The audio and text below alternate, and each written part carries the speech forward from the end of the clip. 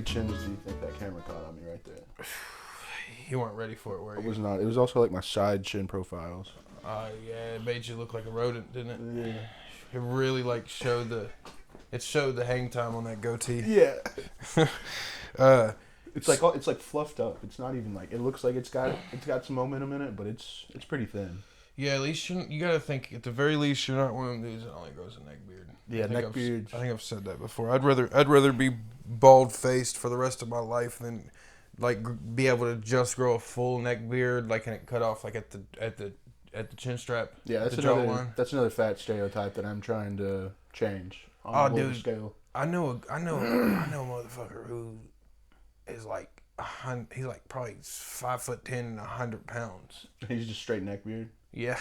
Straight beard. Like if he's just yeah. If he is just the taking, ghost of Kiev. If he's just taking a picture of his face and you can't see, like, and he's like, say he's wearing a hoodie or something, it's just like in the car, you couldn't tell he was a skinny guy because of that neck beard. I'll show you. Neck beard will do something bad to you. You think I'm bullshitting? You get comfortable in the neck beard too. Yeah, this is disgusting. Yeah, I'm sure he fucking does. God.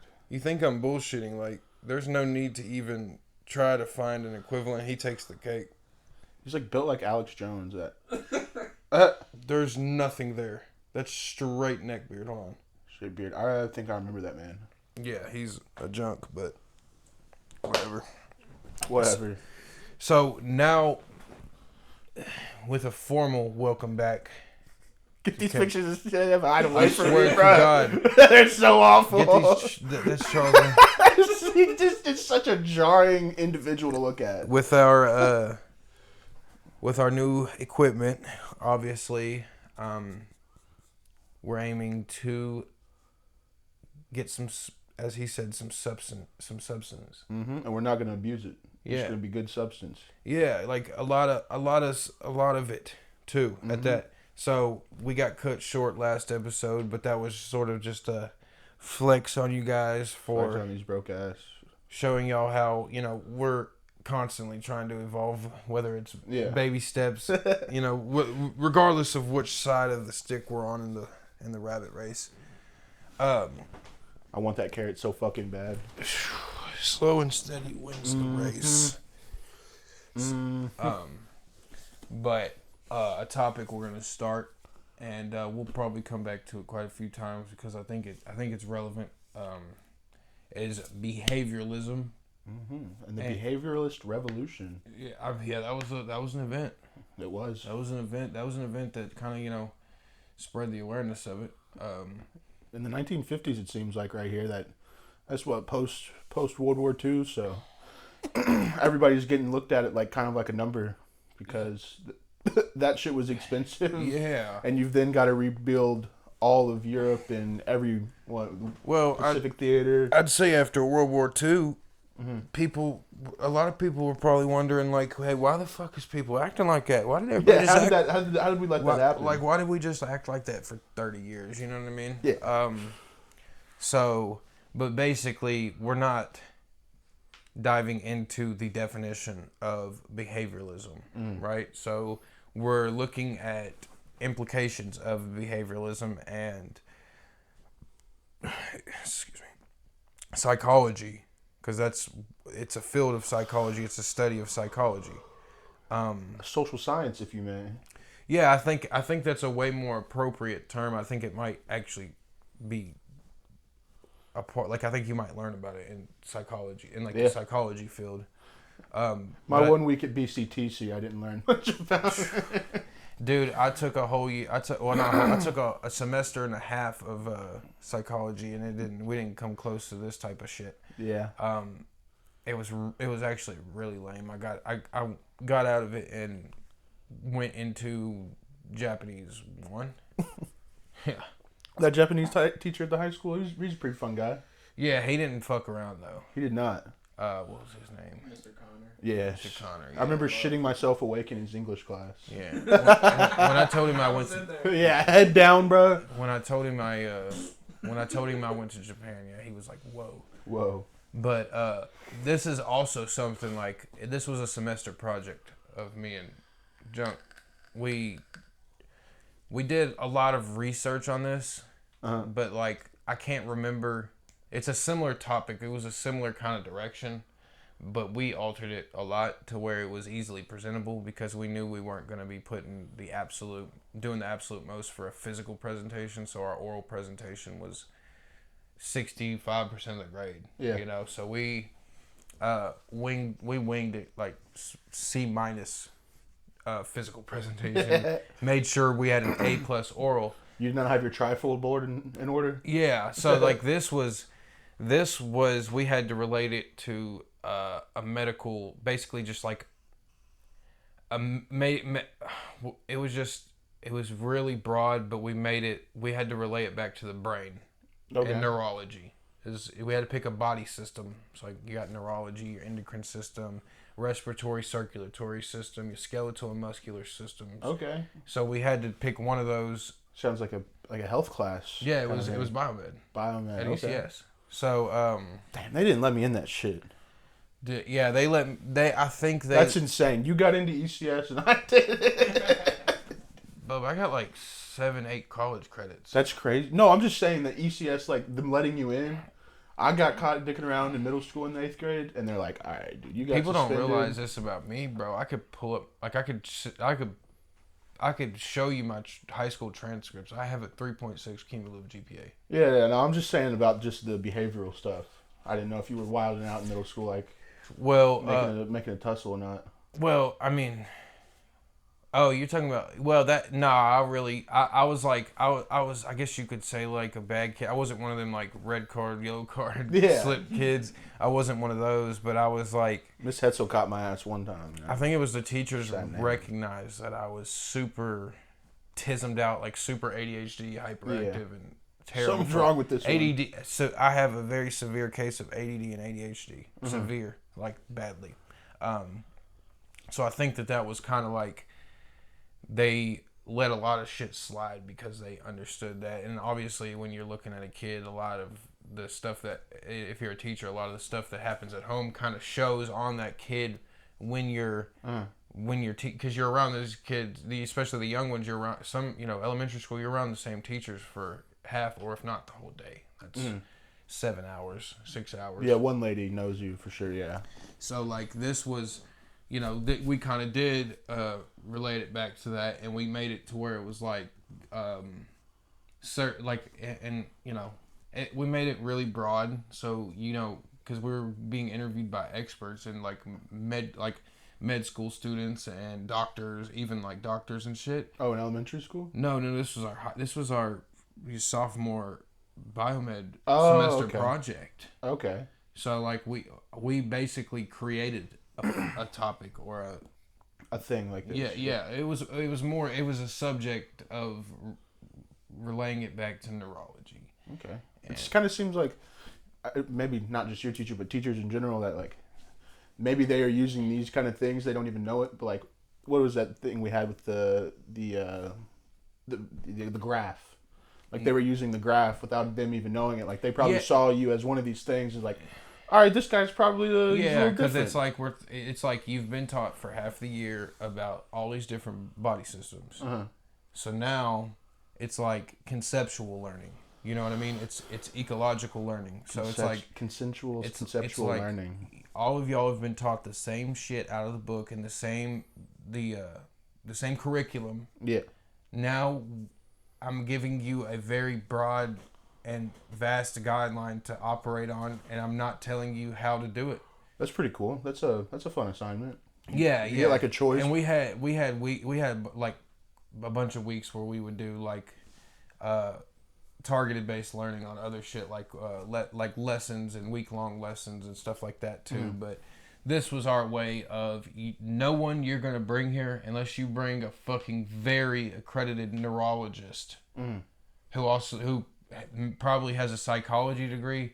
No one's gonna be able to call our bullshit on our oral. Yeah. And as long as we have the stuff on the physical presentation that's going to confuse you to the point you're relying on our oral presentation to explain it and make you understand it, we're golden. Because we were late. Because that was, if you think about what I just told you the project was, that is super overwhelming to, like, seriously go every detail perfect, seriously master a body system and make it to simplify it to where you could get a good grade. You know what I mean? We made it harder on ourselves in the form of executing it. Yeah, you did it last minute. Rather than we made it to where it was all reliant on our execution, where instead of our preparation. Yeah, you know relied on your talking. Yes. So you all probably could have just bullshitted and not learned anything and still gotten a good grade. Probably. We bullshitted kind a little bit on because they asked a lot of questions, which we were ready. We quizzed each other and we talked about it. You know what I mean? Like it was. We wanted to be doctors, so like we did talk about it, but a lot of it was just talking about it and theorizing and shit, and also bullshitting. But you know, it was basically like what we're presenting, what we have.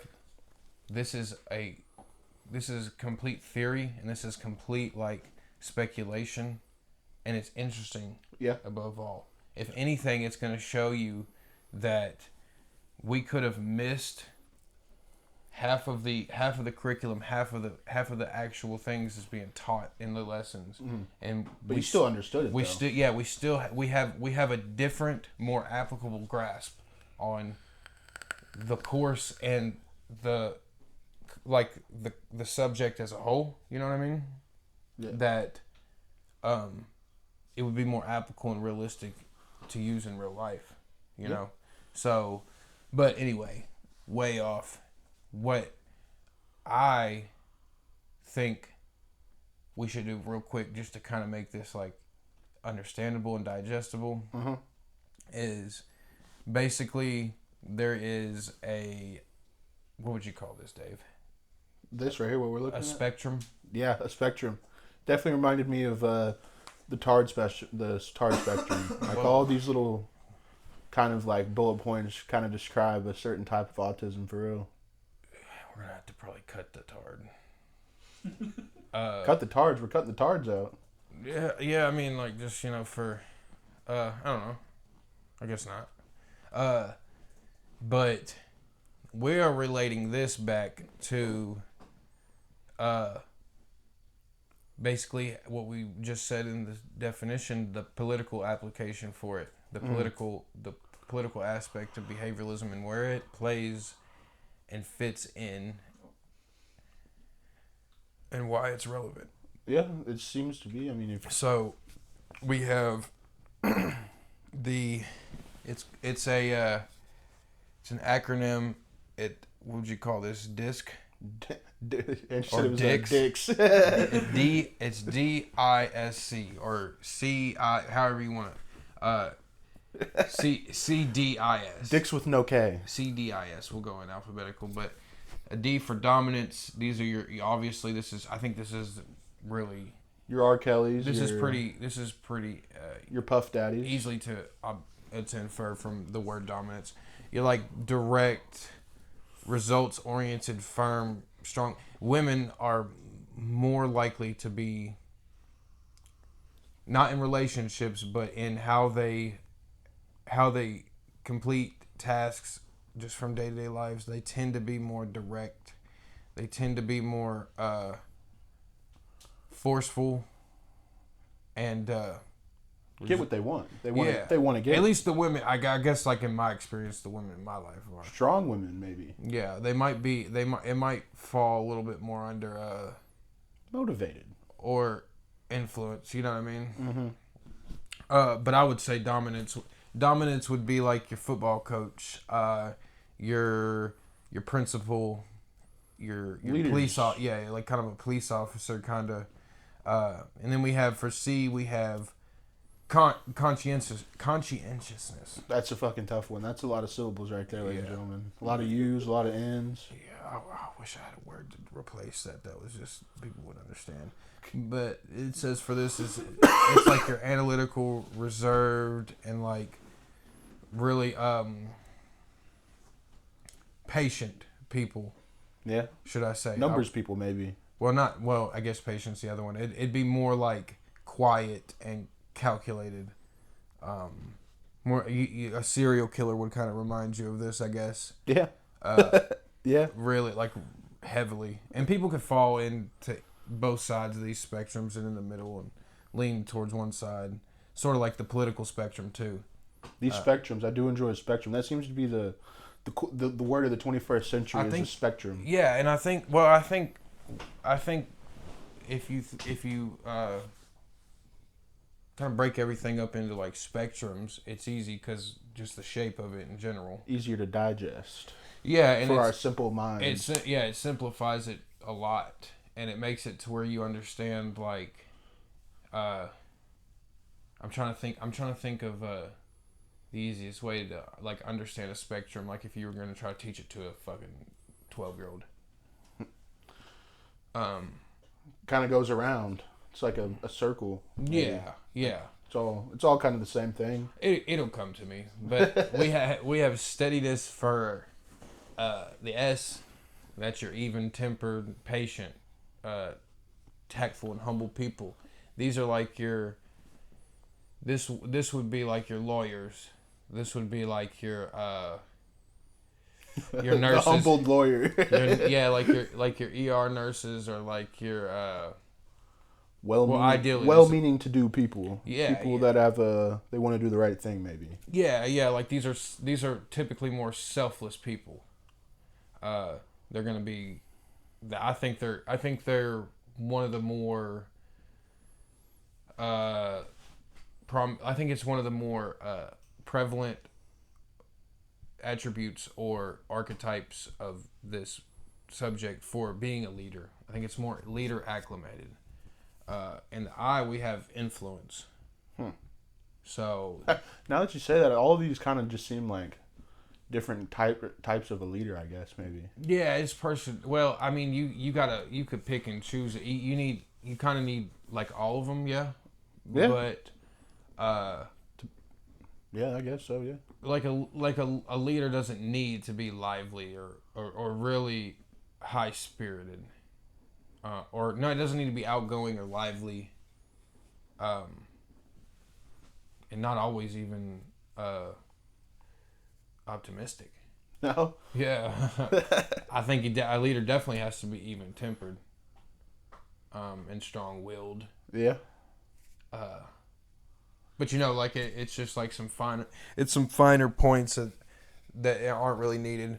But this right here is really relevant for what we're tying this into. Mm-hmm. Pull up, Andy. Pull up.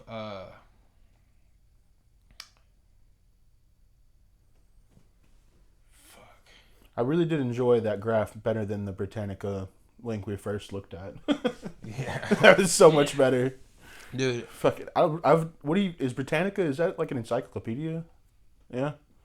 Did you ever have any volumes Of Britannica? Yeah. No, I don't think so. I used to be a thing that people used to get were just fucking. I never owned one, but I've thing seen of them. encyclopedias. But I guess that's probably pre-internet. So. Like, yeah, you're not. This basically like this. What interests me so much about this is that it is like a spectrum. There is no set way. I don't think there's any set way to understand and study, especially leaders, than other than like how they behave. Yeah. And how, you could draw comparisons from them to other, people of the past, because ultimately to understand somebody, to fully understand somebody or something, you got to be able to like kind of predict, for the most part, what they're going to do or how they're going to evolve or what they're going to, you know what I mean? Like you got to be able to kind of predict the future on their specific, not destiny, but their specific future. You know what I mean? Like, pull up, pull up personality archetypes. Ooh, time for another graph. It's graph time. Yeah, preferably, if we could get a graph of some sort. Oh, another circle. Yeah, see, this is what I was talking about. Earlier, at least. Make it on this malware real quick. Yeah, iconic that, fox. Yes, I remember that. That's jogging the memory. So this is the archetypes you got. So like what we had, what we just looked at, that other graph, and what we've been looking at, I think that was the behavioral types. This is the actual archetypes. So, these look like classes out of a video game. don't it? Like, yeah. But I think this is an easier way for us to sort of paint the picture. Mm-hmm. So you have an explorer, you have the outlaw, you have the magician, the hero, the lover, the jester, the everyman, the caregiver, the ruler, the creator, the innocent, and the sage. Sage. Understanding. That guy's got a beard and he's reading a book. He must be. So this is basically smart. saying that, there could be multiple archetypes within each behavioral type. Little zone, yeah. Yeah. The colors are matching up. It's graphing. Yeah. It's giving graph. I'm learning as we are explaining. Also, kind of looks like a flower. Little daisy. I'm liking the little pictures. Where would you say you fall under, Dave? If you could give an honest assessment on your... To be an absolute cornball, we're going jester. Jester? Yeah. Jester, yeah, I would low-key consider myself a jester too. I'm definitely not an explorer, an outlaw. I would say I am. What does that say underneath it? Under the outlaw what does that say? I can't. Liberation. I would say I am. Either outlaws are like bad people. What? I don't. At least, or a jester, or the sage, or a ruler. The magician. That's kind of goofy that he's got power. Well, I don't get that one. Well, the magician. Here's the power of illusion. To be an absolute cornball. Be an absolute dickhead. Ooh, look at me, cool fucking rabbit. Look at me make plays on words. Yeah. Cool fucking rabbit, dude. I'm going to sit in this box in Times Square for 72 hours. Yeah. Okay, David Blaine, cool, bro. You get it, you want to die. Because you are a jester. Now I could use what I know. Now that I've identified you're a jester, I could use the tools that I've learned, whether it be to persuade you or manipulate you, because I know... And that'll work because I'm going to pursue that connection, apparently. Yeah. He wants to talk to me? Sure. You're going to seek some sort of either external or internal validation that I'm going to... I'm definitely not getting the validation from myself. That I'm going to find... I'm going to find that urge to which one to scratch. Scratch. When are you going to pounce on that? He looks like a twink. It actually kind of looks like Ari Shaffir. Don't he? Or where's Waldo? He looks more like Ari Shaffir than Ari. Yeah, he got an oval head. But with this right here, I would say a lot of our... I kind of find it strange that the ruler that wants control doesn't want to leave the legacy, but wants to provide structure. I'm not getting that one. Maybe the hero wants to provide structure. I wouldn't think the creator would provide the structure. I think he would be more on the leave legacy. Or guess maybe the intentions you have or as a explore creator. Personality. You know what I mean? So if you look and you reference back and you infer from what we've talked about and what like we're seeing is mostly everybody, and there are people that are exceptions that are outside of the study and outside of the parameters kind of, but you can kind of use these archetypes and these characteristics and everything to predict what, maybe what people will do, their actions, or maybe their reactions, maybe the word, like what they'll say, how they'll feel about something. I mean, you could weaponize it, but I think it's a better tool for understanding one another, and kind of getting to know your better man. Yeah, kind of like understanding like the boundaries, fucking sense of humor, what makes someone comfortable, or you could use it to manipulate somebody, like I said, or get your way, have your way with them. Just read the 40 Rules of Power or whatever. 48 Laws of Power. Yeah, find out your archetype and then read that. But don't do that in prison. They don't like it when you read that in prison, apparently. What's it called? We'll say, because I'm pretty sure I've blabbed and just, filibustered right there, kind of. Filibustered. But I refuse to do what I used to do. What's that? And consume the information from both sides and have to like certain sides of either the left or the right when it comes to politics. I'm never going back to having to digest that much information to be able to have a stance on something. Yeah, I think you consume it all whenever you want to build your moral, or not your morals, but your how you want to look at things, I guess. Like, yeah, and I'm not saying throw out informative learning and shit like that. But if don't just consume CNN or Hassan Piker or fucking. It's a lot deeper than if you're gonna say it's election day or you're looking to choose another candidate, whether it be local or federal or state election. Yeah. I think it's a lot deeper than look at their track record. Like, that is important. Don't ignore it, but it's not the most important to look at what they've signed their name on or what they have. Lobbying is a great telltale sign of what they're about, but what they've signed their name on, they could be kind of biting the bullet and signing things and putting their name on something that they don't necessarily, their beliefs don't line up or they don't even agree with, but they kind of got to because the establishment runs the country. Kind of how in Spain and Portugal, how they had those blackouts, they've all committed to this green initiative in Europe of we're gonna stop fucking up the earth with these emissions and whatnot, blah blah blah. Insert American Eagle screeching noises or whatever, and it seems to only whenever you're just the sun. Come on, dude. The sun's gonna always be here. And it's always gonna be going around, but fucking nighttime, dude. What? I can get gas during the night. I can't get sun during the night. So,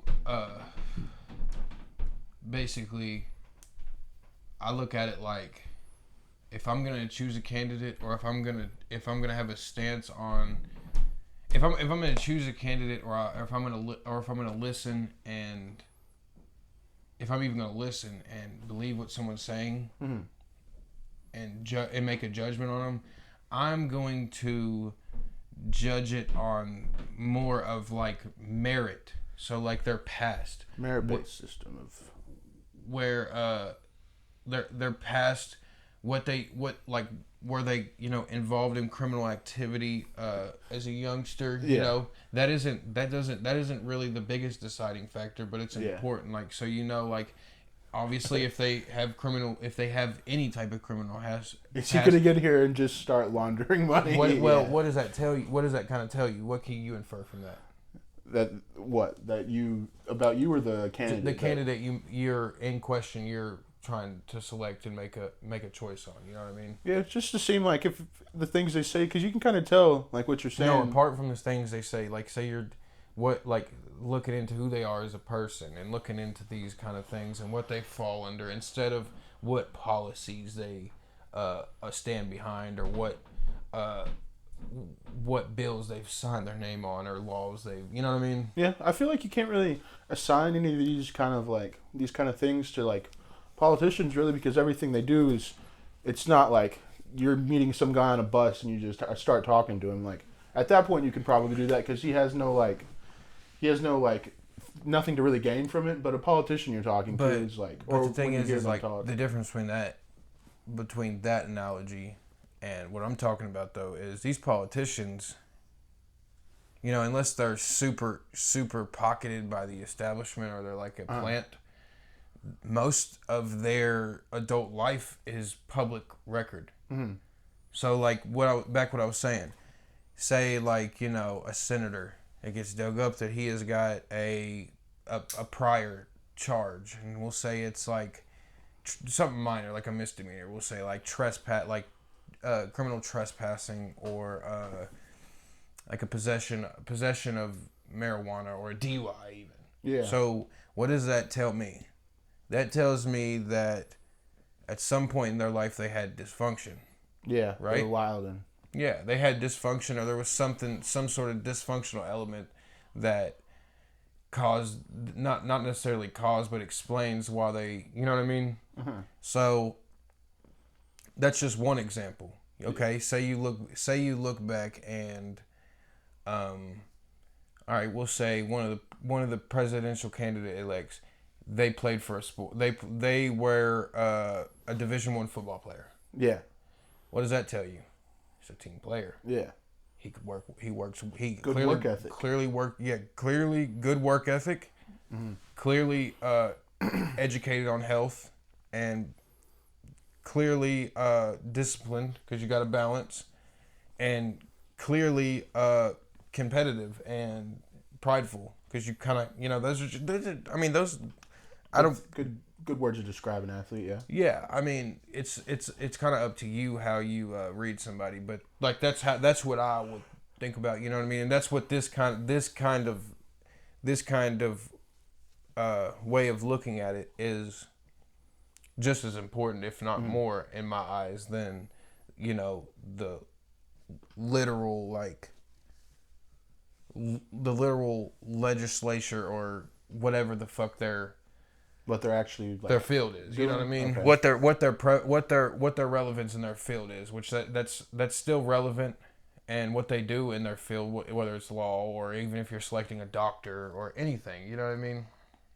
So off of like any merit-based system, whether it's like I don't know, it was like what you were talking about, like an important job, like we're not doing this for like a fast food job or anything. Like nobody really cares at that level, but you kind of just gotta like, I feel like you have to like really know someone to use these things. Do you think that's fair? Well, I mean, I just described a hypothetical person that think about it. If I didn't know, I say I wouldn't even know the things I would have mentioned or the examples I gave without just doing some research. Obviously, you still got to research. Yeah. Because the only other way to have those reads is to know somebody. What would you like have to like look in like? What would you kind of like look up? Do you think to find out how these like? Because you can just look at any like New York Post. This is an easy way to understand. So like the left does this. I think they do it. They really do it subconsciously, but they're doing it because,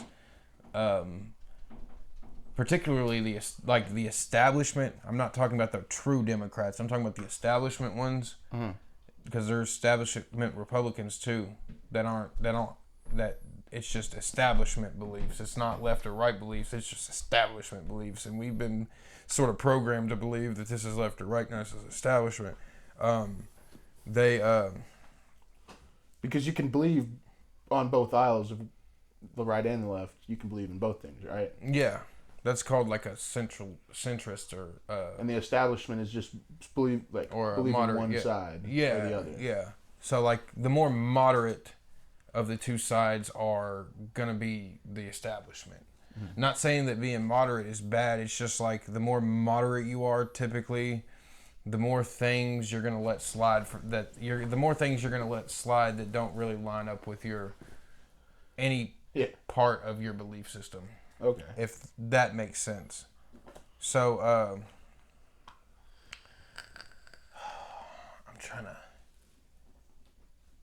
really trying to. This is really important though with the political side. Like as a voter, or as anyone who's gonna be in a position to where your success depends on the system. And luckily, we still do have capitalism. Capitalism isn't dead, so that really, I think it really kills to understand any way of interpreting or observing how you perceive people. I think that's super important because you can't be naive or like gullible. Yeah, because that's kind of what they prey on is you're just like. Unabiding, like just yes, of course, whatever you say. Yeah. So like the more, like I was saying, the more like moderate leaning of the both sides, they're likely they're more likely to stand for less. I could respect if we're having a conversation on a particular topic and we simply just don't agree, and it's say I have a Republican stance or I have a Democratic stance and you have the opposing. I can literally respect if you're like, no, I think we should have sort of like more rights for transgender people or the LGBTQ community. You know, I don't say necessarily take their rights away because they're trans, but don't like infringe on nobody else's rights, you know. Yeah. Especially publicly. Like I don't think anyone who's in the public space, who's a part of that culture should be discriminated against, you know what I mean? Yeah, because at the end of the day, everyone's American. We're all American. Like I could I don't see it. I don't have this opinion at all. Like, this is actually contrary to what I believe. But like I'm super Catholic, so you would almost, if you were just taking that information, you would think I'm like mega conservative. Yes. But say for just the the conversation's sake, we're having a discussion on like gay marriage, and like you're super for gay marriage because why wouldn't you be? Like everyone deserves to have love. You know, everyone deserves to experience love and matrimony if they want. You know what I mean? But say like I'm super against. Say like you're super against it, and I just can't see like it. Say like it kind of makes me feel like or think you're a dick. Like you're a dickhead. Yeah. It kind of makes me judge you and think you're a dickhead. I could still respect that you are standing for that, because it may say in your religion that that's haram or that's taboo or that's sinful, and if I think that you really tried to follow that moral code or that compass and you stand on it, then that's respectable. Yeah. What I can't respect is like we're having a discussion and I'm standing for either side of that, we'll say, and you agree for the argument's sake, or you're like you'll give your piece and but I could see where you're coming from. See, that makes me think that you'll fall for not too much. Yeah. I like people who will make mistakes or get things right going full speed. And not necessarily full speed, but with pride or with without giving it a second thought. Ownership really is what it is. Believing in standing on what you believe, I guess. Yeah. And nobody practices 100% what they preach, but you could tell if someone's full of shit based on kind of this. Yeah, I park in the handicap spots. So, top G it. The fuck? Andrew Tate it. Yeah. How about you work on getting rid of that handicap stamp? How about you work to get better? Work better every day. How about you order whatever it is you're coming out for? Yeah. Or since you're already leeching off the government, make someone else do it.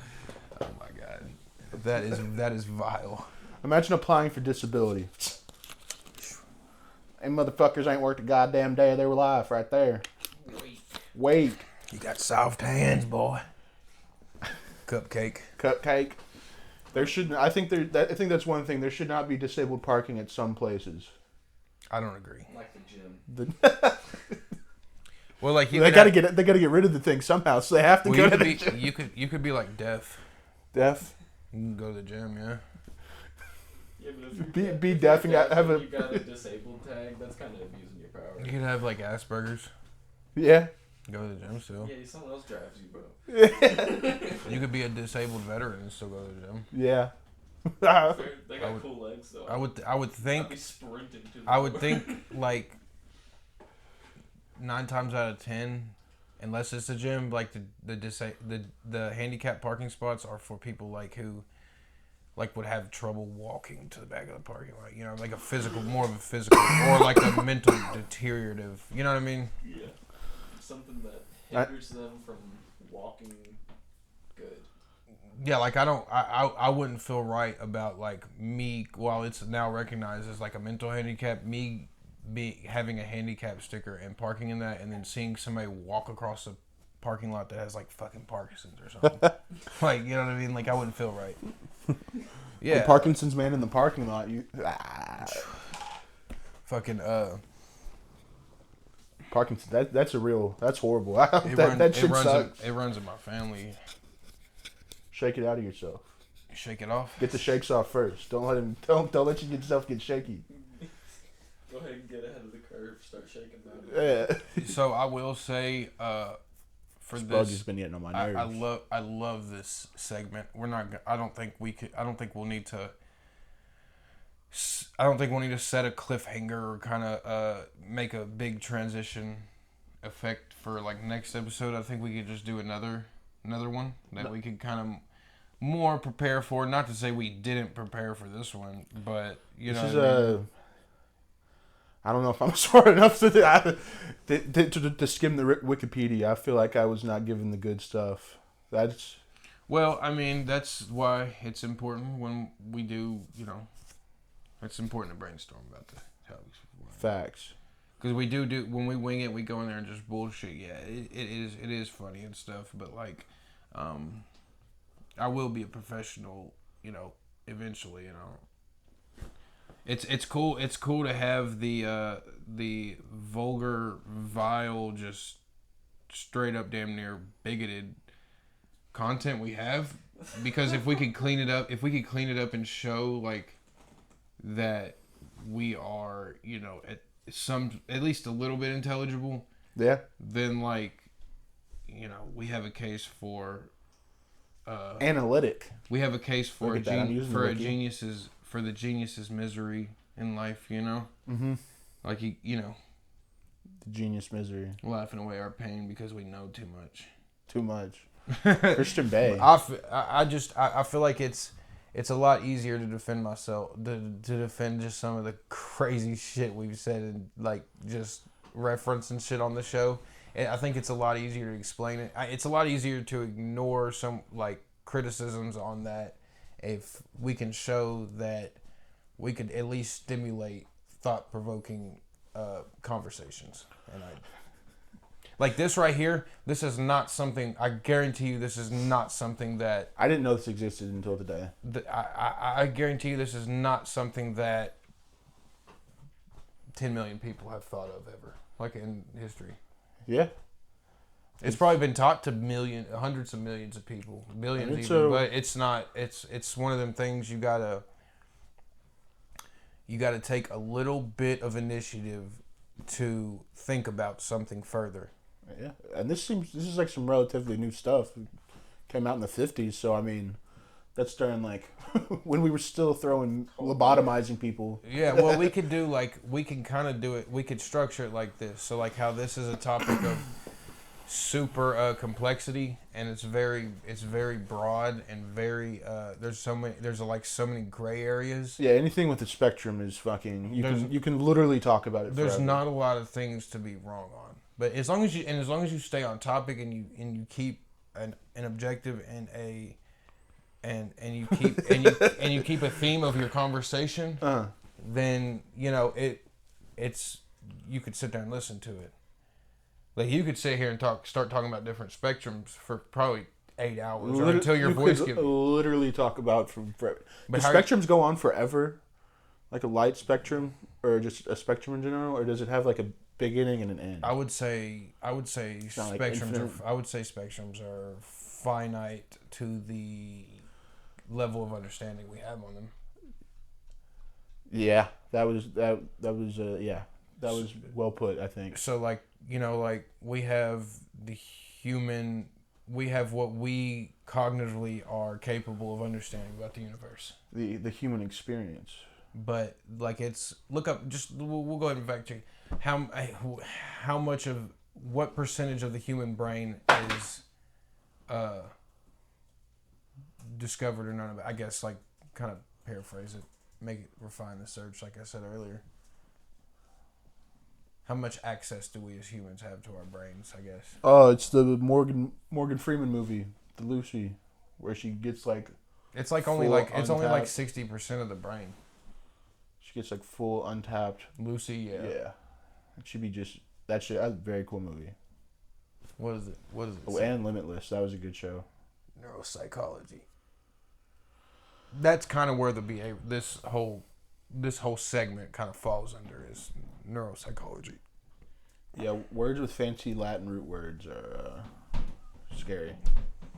Well, I mean, English was our first language, so I've always been I've always had crazy understanding of English, but yeah, I use Grammarly, so and I need assistance and mathematically, but like mechanically, I've come a long way. I've had to really teach myself how to be mechanically useful. Yeah, every time I do the description on the YouTube video, I have the Grammarly pulled up, and there's just unlimited red lines. It looks like I'm a high school girl that just got out of the bathtub. Like it's very red. Yeah, you're one of them. I could tell you were one of them non-reading nerds. No, I was reading books, but they just never corrected my spelling or my punctuation or anything, bro. Maybe you It just was just cool for me to misspell. Maybe you just made enough sense. I guess I don't know. I made sense. It was just. I think really, Yeah. really, you should probably tighten that up because I probably should tighten that up if I want to be a writer. You want to do podcasting. I mean, I'm not saying absolutely that the understanding of language, of the English language, and basic general language arts skills are the only thing that goes into conversation or voice, sort of like voice acting or whatever you would call we're doing. Yeah. But I think it's huge. It for sure is. It's something that affects me in my daily life every single day. Yeah. So like, I think it'll help. I think it'll help with your jokes and stuff too. I feel like it would too. It's a lot easier. Oh, you shit can. Because you can give up a little bit of your delivery on jokes for as long as you can make up with it in vocabulary. Yeah, I mean, I usually say them out loud. There's not like much punctuation I have to put into it because I just I'll put a period or something or a comma where it probably doesn't belong, but it just sounds right in my head. Yeah, but like you could sometimes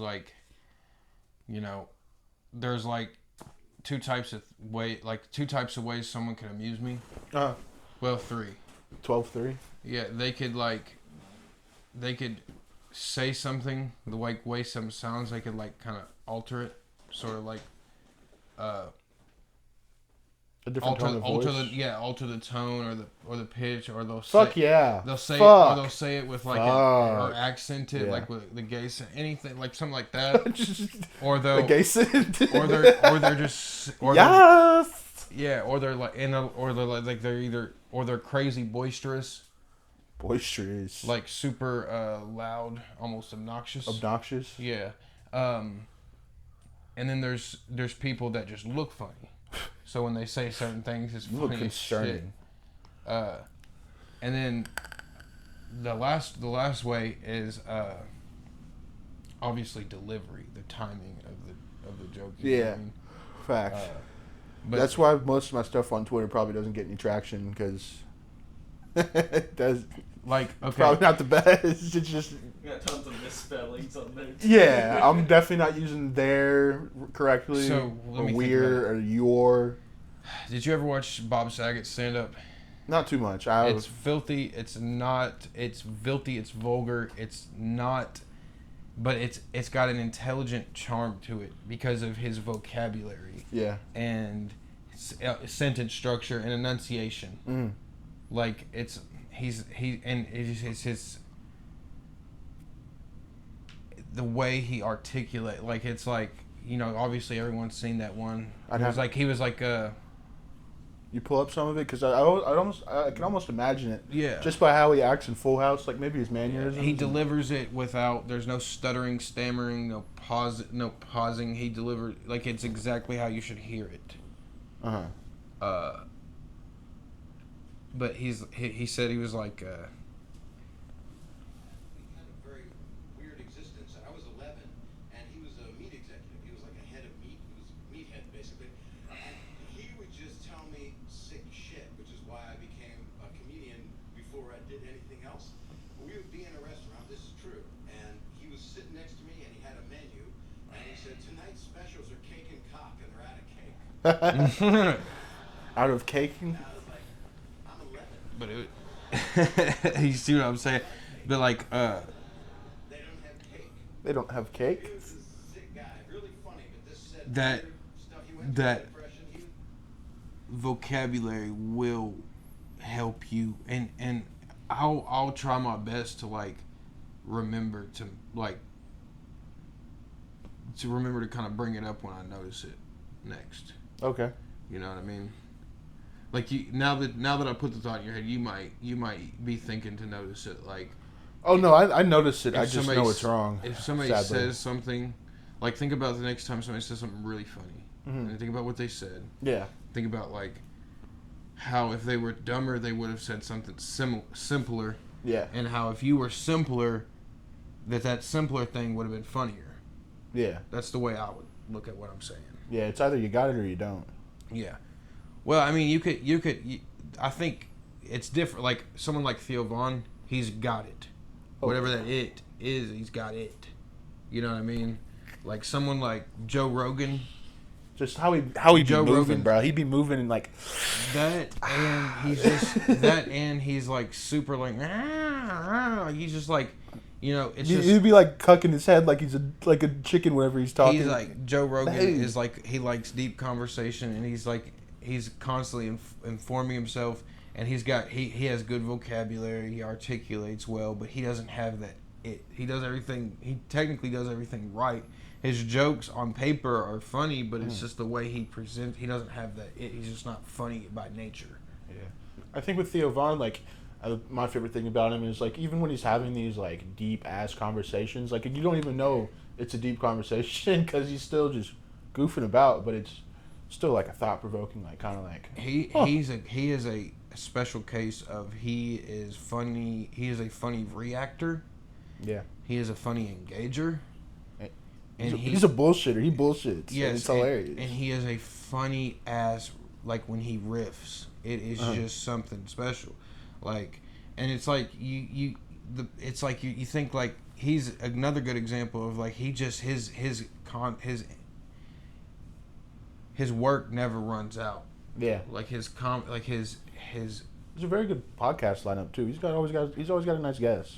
Oh yeah, and he can go from fucking Donald Trump To to Drewski, Mick Jagger yeah. to fucking Steve. to Drewski to a literal not celebrity like Garbage Man, like you know what I mean? Yeah. Just some dude. Mortician. Yeah, Yeah. like he's goated, and you think like the more he just keeps getting better and better. Oh, as dude, he- I heard you've been killing in the mortician industry. That would just be He's some like- stupid ass joke. Just he is the white Cat Williams. He is. I think him. I think he and I think Yeah, Joe is yeah. one of the pivotal like kind of comedian or like He's the kingmaker. personalities, but for the white community.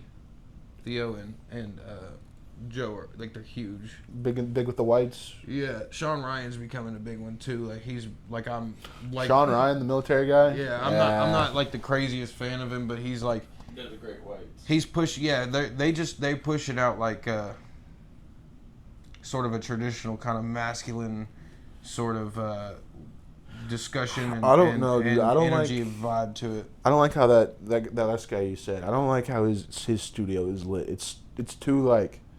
It looks like how they're 35. it looks like how they're edited on like Instagram Reels where it's like just cut up by some AI and there's like 12 different filters thrown in it. It's almost like deep fried, but it's like glistening. Whose show? That Sean Ryan guy you said? Yeah. Bald motherfucker. He's like I don't like how it almost sounds like when I'm listening to his pods. It's almost like he's got noise canceling background music playing or sound. Like, it's like he's got a noise. Was he in the CIA? Was he a CIA fella? No, because them Was he a military guy? motherfuckers aren't allowed to disclose it. He was military. I'm pretty sure he's a SEAL. He's also like he's not a super lively or outgoing, but he's like a. Yeah, the only time I ever watched him was whenever that Marine or that military guy put a Tesla Cybertruck outside of the Trump Hotel or whatever and blew it up back in, what was it, December maybe? And apparently the person that had done that had sent, like, I don't know, a manifesto or just why he did it to that guy. Yeah. And then he was like, and then he took a break and something. I don't know. There's something fishy about it.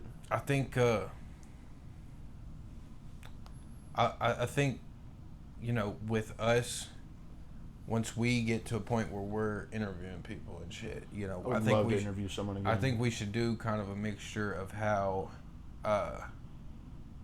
Joey, like, I like the way Joey Diaz interviews people. He be interviewing random people, don't he? Yeah, oh yeah. The Church of What's Happening, right? Yeah, he does like fucking B-list comedian. He does everybody too. He's like Theo. I like just random people in his life. Do a mixture of like Joey / Theo Vaughn, how they interview, with sort of kind of like a Joe Rogan mixed with a Lex Friedman almost.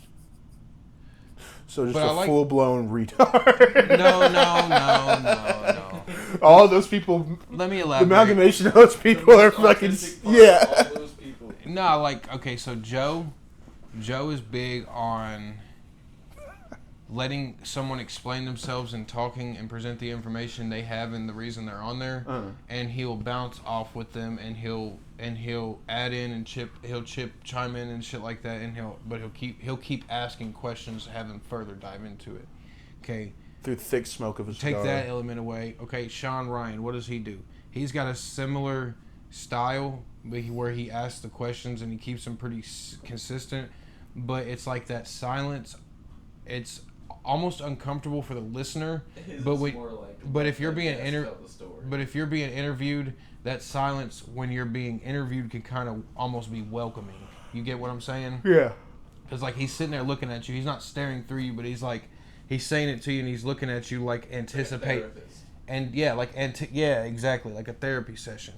But instead of like giving you advice and shit like that, he's more so just like nitpicking things that he's like, I wonder how that. You know what I'm saying? Like he's very reserved with it.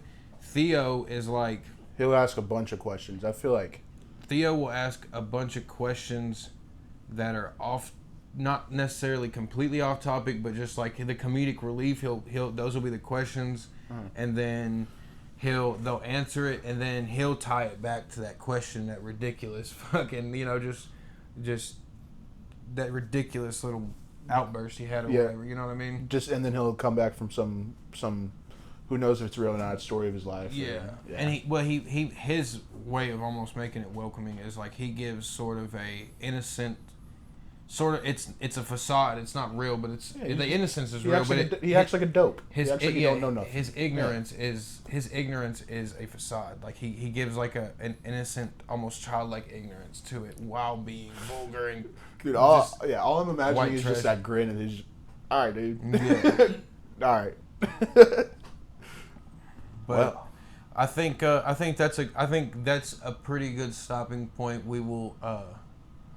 I think we should definitely, for the viewers' experience, I think we should definitely.